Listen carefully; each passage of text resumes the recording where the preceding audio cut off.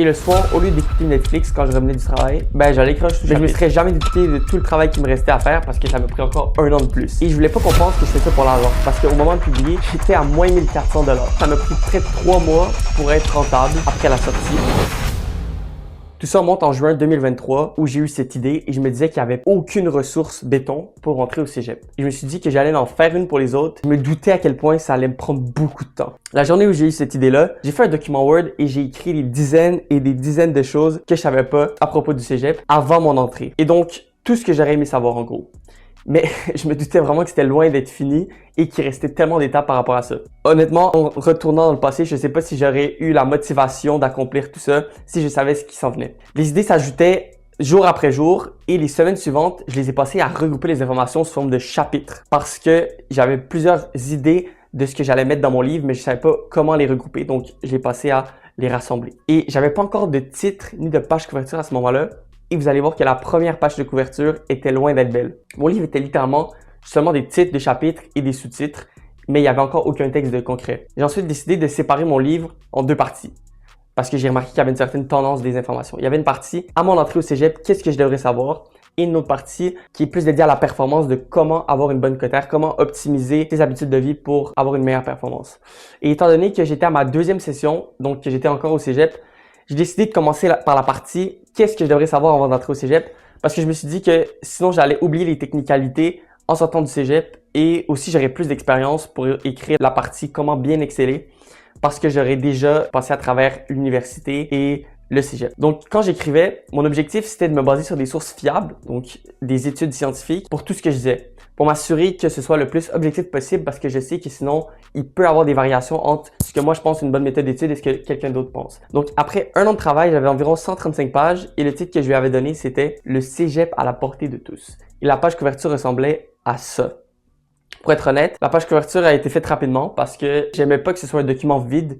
Sans page couverture, ça me donnait moins de motivation. À ce moment-là, c'était l'été, j'avais été accepté en médecine, j'avais terminé le cégep, j'étais très content et mon objectif était de terminer mon livre avant la fin de l'été, mais je me serais jamais douté de tout le travail qui me restait à faire parce que ça m'a pris encore 1 an de plus. Donc je continuais l'écriture, surtout pendant l'été. Donc durant tous mes étés, j'avais un job à temps plein dans une pharmacie et le soir, au lieu d'écouter Netflix quand je revenais du travail, ben j'allais écrire un sous-chapitre. C'est comme ça que j'ai pu achever le travail et maintenant ça peut sembler facile d'écrire, mais lorsque j'ai commencé mon livre, l'intelligence artificielle n'existait pas encore, donc en 2023 et en 2024, lorsqu'elle était accessible au public, ben elle n'était pas très bonne et elle disait un peu n'importe quoi. Donc pour chaque source que je trouvais, je devais aller chercher dans la littérature scientifique et lire beaucoup d'articles pour en apprendre plus sur les sujets et les mettre comme source. Donc pendant cet été-là, donc l'été qui précédait mon année préparatoire en médecine, j'ai continué la rédaction de mon livre et je l'ai un peu mis sur pause lorsque je suis rentré en médecine. En rentrant en pré-med, j'avais écrit environ 170 pages et le titre de mon livre était « Cégep Mission Impossible » avec IM en parenthèse. Honnêtement, j'avais un peu le syndrome de l'imposteur parce que je me disais qu'il y a tellement d'autres étudiants performants et je me suis demandé pourquoi ce serait à moi d'écrire ce livre. J'avais peur qu'on croie que je veux projeter une image que je sois un étudiant parfait alors que c'est pas du tout le cas. Mais à ce point-là, j'avais déjà plus d'une centaine de pages d'écrites donc je pouvais pas revenir en arrière. Il faut savoir que ça m'a pris beaucoup de temps pour le dire à mes amis et à mes proches. Je travaillais souvent dans l'ombre sur mon livre parce que dire que je vais écrire un livre, c'est extrêmement différent de le faire pour vrai. Donc pendant quelques mois, je me suis remis en question et finalement, je me suis dit que même si je suis pas un étudiant parfait, ben si quelqu'un d'autre veut écrire un livre, ben il y aura qu'à l'écrire lui-même parce que pour l'instant, il y a aucun livre comme quoi je visualisais le mien qui était disponible pour aider les étudiants au cégep. Entrer en médecine, ça m'a aussi remis en perspective parce qu'il y a certains propos sur lesquels je suis revenu pour être plus nuancé. Donc, j'ai réécrit beaucoup de parties que j'avais écrites lorsque j'étais au cégep. Et aussi, à ce point-là, il y avait une amie qui m'avait fait une nouvelle page couverture qui était beaucoup mieux que la première, mais qui n'était pas la couverture finale. Elle ressemblait à ça. Le temps avançait, je continuais l'écriture et pour la partie performance, c'était beaucoup plus long parce que je devais vraiment utiliser des preuves scientifiques fiables, solides et la recherche me demandait énormément de temps parce que tu dois lire tous les articles et c'est pas tous forcément des articles que tu vas utiliser. Donc, pendant l'été 2025, j'avais presque fini l'écriture et c'est là où j'ai commencé à en parler plus à mes amis. Je leur ai envoyé le manuscrit pour qu'ils puissent me donner des feedbacks et à ce moment-là, je commençais déjà à prévoir les prochaines étapes de la publication. Donc, la date de lancement, la stratégie d'annonce, le marketing et ça, c'est à peu près le seul moment où j'ai utilisé l'intelligence artificielle dans le projet parce que j'avais aucune connaissance dans l'autopublication et c'était quoi les prochaines étapes à faire. Après de mûres réflexions, j'ai décidé de publier mon livre sur Amazon plutôt que de passer par une maison d'édition parce que c'est l'option qui est la moins compliquée et qui offrait le plus de liberté. Je voulais quelque chose qui soit simple parce que j'ai pas beaucoup de temps. Je suis en médecine, j'ai des études à faire, j'ai d'autres implications Et donc, je voulais quelque chose qui soit un peu plus automatisé. Donc, Amazon, c'était parfait pour moi. Donc, après avoir fini mon manuscrit, après plus de 2 ans de travail, je réécrivais encore certaines parties parce que je voulais m'assurer que tout soit le plus clair et accessible possible. Donc, je faisais mes schémas, je refaisais mes figures, mes graphiques, mes tableaux, parce que je voulais vraiment que tout soit clair, lisible et prêt pour un lecteur qui vient de sortir du secondaire. Aussi, petit fun fact, j'avais écrit le chapitre sur l'IA en 2024, mais j'étais obligé de le recommencer au complet en 2025, tellement que ça bouge vite. Au début, ça s'appelait « Faut-il utiliser l'IA ?»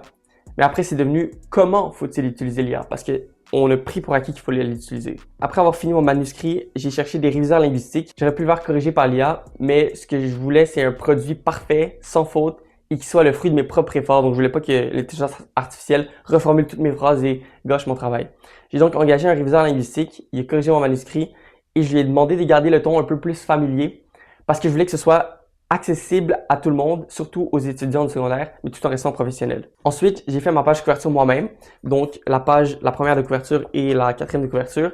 Et la raison pour laquelle ça a toujours été orange, c'est que je voulais que ça capte l'attention directement. Comme je pense que c'est assez flashy, ça capte beaucoup l'attention. Et j'ai fait plusieurs tests avec différentes variantes de la couverture avec MetaAds qui est un outil publicitaire et j'ai regardé laquelle fonctionne la mieux. J'ai aussi testé différents titres, donc soit le guide ultime du cégep et le cégep Mission Impossible et le guide ultime du cégep a remporté, donc j'ai choisi ce titre-là. Après quelques semaines, mon réviseur avait fini son travail et j'ai engagé quelqu'un qui était spécialisé dans la mise en page sur Amazon KDP. Après ça, mon livre était officiellement fini et après 2 ans et demi de travail, je redoutais de ce que les gens allaient dire à la sortie de mon livre. Donc mes collègues en médecine, mes amis, ma famille, mes proches. Donc, je me demandais ça allait être quoi les réactions et je voulais pas qu'on pense que je fais ça pour l'argent parce qu'au moment de publier, j'étais à moins 1400 $. Ça m'a pris plus de 1000 heures pour l'écrire. Donc, si j'avais passé toutes ces heures-là à travailler, ça m'aurait vraiment rapporté beaucoup plus d'argent que moins 1400 $. En plus, ça m'a pris près de 3 mois pour être rentable après la sortie. Et donc, tout ça pour dire, je fais pas ça pour l'argent, je fais vraiment ça parce que c'était pour moi un accomplissement personnel pour terminer ce que j'avais commencé et surtout pour aider les autres étudiants qui étaient dans la même situation que moi. Donc, si jamais tu as des questions par rapport à l'écriture du livre, par rapport au contenu, n'hésite pas à les laisser en commentaire, sinon je te dis à la prochaine.